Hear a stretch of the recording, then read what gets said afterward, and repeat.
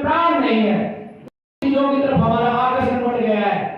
अलग अलग colour combination होना चाहिए, घर में ड्राइंग रूम में अलग हो, बेडरूम में अलग हो, भले वो प्लास्टिक का पेंट हो, यानी कि मृत चीजें जिनमें प्राण नहीं है उन चीजों के प्रति हमारा आकर्षण है। और जो जीवन देने वाली है, जो सुख देने वाली है, जो प्रेम देने वाली है, उन चीजों को हम मार रहे हैं।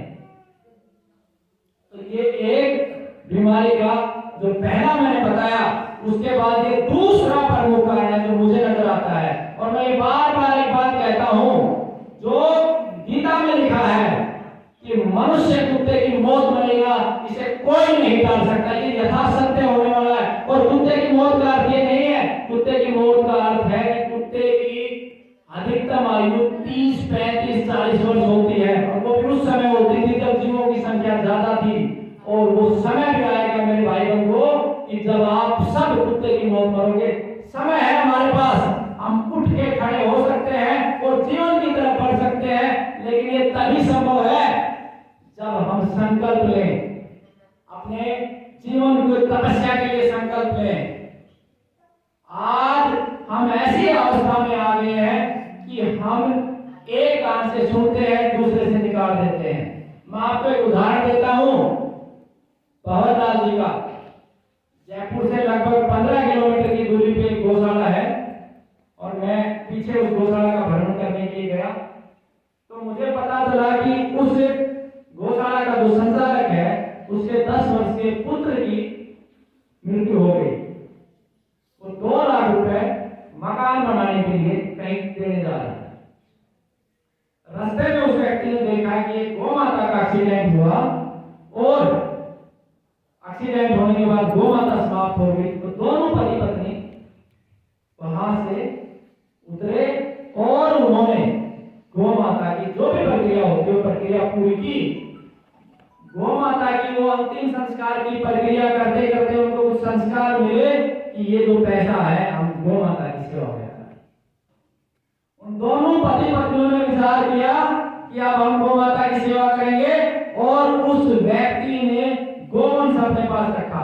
और जो उन्होंने बताया, मेरी आंखें भर आई, 6 दिन तक वो गौ माता को चारा नहीं खिला पाया। ऐसा ऐसा संघर्ष उसके जीवन में आया।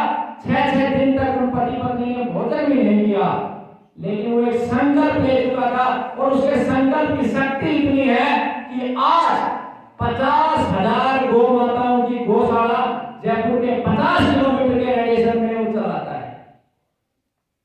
क्यों चलाता है वो? क्योंकि उसने संकल्प किया। और हम जिसके घर में कैंसर से मृत्यु हो गई वो फिर मरने की तैयारी करता है। अगर एक भी कैंसर रोगी जिसके घर में कैंसर से मौत हुई होती और वो संकल्प ले लेता कि इस बीमारी को मैं हराऊंगा, तो निश्चित रूप से हरा देता, क्योंकि सच्चाई के साथ हमेशा परमात्मा होता है। हजारों लोग रोड एक्सीडेंटों में मरते हैं। अगर एक भी माता पिता ये संकल्प ले लेते इन रोड एक्सीडेंटों को हम रोकेंगे। एक उदाहरण भी है, लंबा हो जाएगा, जिन्होंने हजारों रोड के गड्ढे भरे हैं, जिनका बच्चा रोड एक्सीडेंट में खड़ा हुआ था, वो माता पिता आज भी रोड के गड्ढे भरते हैं।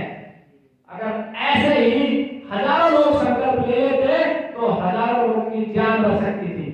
लेकिन क्योंकि हम प्राण विहीन हो गए हैं, हम एक रोबोट बन गए हैं, मनुष्य नहीं है हम, इसलिए सारे घटनाक्रम हो रहे हैं। एक और मैं उदाहरण दूंगा, हमारे यहाँ सदियों से चलता हुआ है। मैं सनातन संस्कृति को मानने वाला हूं, मनुष्य हूं, मुझे हिंदू से भी प्रेम है, मुझे मुसलमान से भी प्रेम है, मुझे सिख से भी प्रेम है, मुझे जैन से भी प्रेम है। और जितना मैं मनुष्य से प्रेम करता हूं, ठीक उतना ही प्रेम इस सृष्टि में विद्वान 84 लाख जीव जंतुओं से प्रेम करता हूं। क्योंकि मेरी संस्कृति ने संस्कार दिया है कि चींटी को दाना डालना है और शेर को जंगल देना है, क्योंकि वो मांसाहारी जीव है।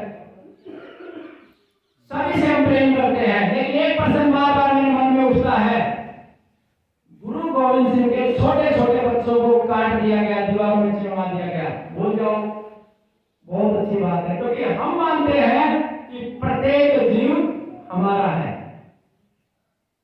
इतिहास को पढ़ते जाओ। ताजा उदाहरण आप जम्मू कश्मीर का ले लो। कल भी एक रोगी था, किस तरीके से वो, मेरे पास एक रोगी आया था कैंसर का, और उसके पेट में कैंसर था, ठीक हो गया। पहले नहीं आया था, खाली दवा ले गया, ठीक होने के बाद वो जम्मू से आया मेरे से मिलने के लिए। तो 80-82 साल का वो रोगी था। तो मुझे बात करते करते उसको बार बार वो बुजुर्ग 80 साल का मेरे पैरों में हाथ लगा रहा और रोने लगा। तो उसके मन को उधेड़ते उधेड़ते पता चला कि वो श्रीनगर में रहते थे, और उसकी आंखों के सामने 8 लोगों को गोली मार दी और सिर्फ एक को छोड़ा, बोला तू रोती रहे। और वो लोग वहां से भागे, श्रीनगर से जम्मू आ गए। अगर एक भी कश्मीर से निकला हुआ व्यक्ति खड़ा हो जाता इस राष्ट्र के सामने, यहाँ दिल्ली में 3-3, 4-4, 5-5 फ्लैट बनाए, तो शायद ये समस्या टल जाती। मुसलमान मैं फिर कहता हूं, मेरे भाई हैं, क्योंकि हम सृष्टि के प्रत्येक जीव को हमारा मानते हैं, क्योंकि हमारा जो निर्माता है वो परमात्मा एक ही है।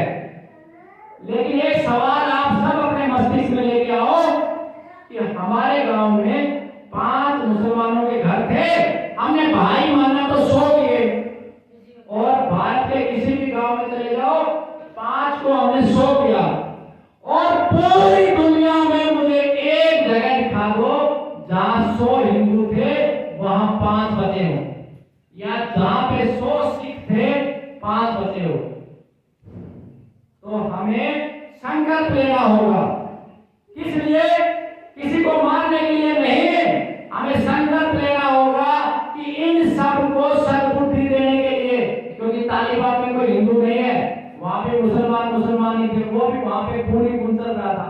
तो इन सब को सद्बुद्धि देने के लिए हमें संकल्प लेना होगा, और हमें संकल्प लेना होगा कि इतिहास की घटना दोबारा ना दोहराई जाए।